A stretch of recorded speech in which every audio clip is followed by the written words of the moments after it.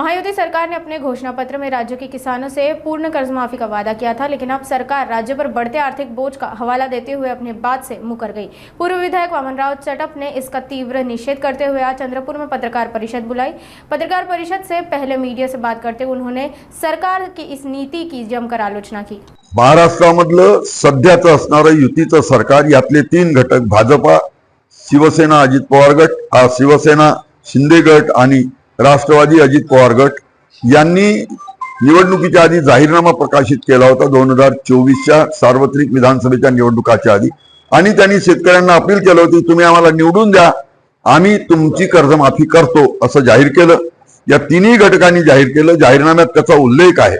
आणि जेव्हा 10 मार्च 2025ला जेव्हा अर्थसंकल्प मांडला माननीय अजित पवार साहेबांनी, जे राज्याचे अर्थमंत्री आहे, उपमुख्यमंत्री आहे, आणि त्यात त्यांनी म्हटलं की राज्याची आर्थिक स्थिती खराब आहे, त्यामुळे शेतकऱ्यांना कर्जमाफी देता येत नाही असं म्हणून त्यांच्या म्हणण्याचाच पुनरुच्चार मुख्यमंत्र्यांनी केला की सरकारची भूमिका आहे।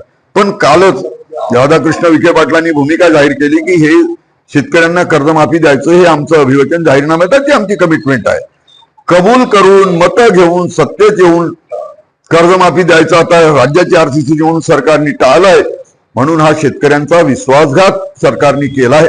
म्हणून आम्ही आज ही सरकारच्या भूमिकेचा निषेध करण्यासाठी पत्रकार परिषद ठेवली। आमची पुढची भूमिका, आम्ही शेतकरी संघटनेची कार्यकारिणी बोलवायला अध्यक्षांना विनंती करतो, आणि अध्यक्षांनी कार्यकारिणी घेतल्यानंतर अध्यक्ष पुढल्या आंदोलनाची भूमिका त्या कार्यकारिणी जाहीर करतात। नाही, कार्यकारिणी होणार आहे ती राज्याची होणार आहे, त्याच्यामुळे राज्याच्या या कार्यकारिणीमध्ये अध्यक्ष आणि सगळे सन्माननीय घटक सदस्य त्यात निर्णय करतील, आणि जो निर्णय अध्यक्ष करून जाहीर करेल ते आंदोलन पुढचं असेल।